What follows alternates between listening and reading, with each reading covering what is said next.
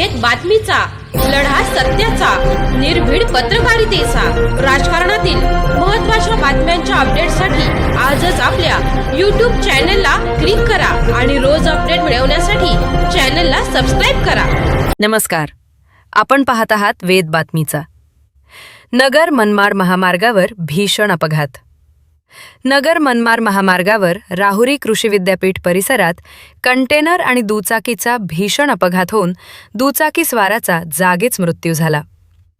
मधुकर डोके, वय अंदाजे 50, राहणार बेलवंडी, तालुका श्रीगोंदा, हे दुचाकीवरून राहुरीकडून नगरकडे जात असताना अज्ञात वाहनाने त्यांच्या दुचाकीला कट मारला. त्यामुळे ते रस्त्यावर पडले आणि शेजारून जाणाऱ्या कंटेनरच्या चाकाखाली सापडल्याने त्यांचा जागीच मृत्यू झाला. ही घटना शनिवारी सायंकाळी 6:45च्या सुमारास राहुरी कृषी विद्यापीठाच्या मुख्य प्रवेशद्वारासमोर घडली. महामार्गावर सुरू असलेल्या रस्त्याच्या कामामुळे एकेरी वाहतूक सुरू असून शनी अमावास्येमुळे मोठी गर्दी झाली होती.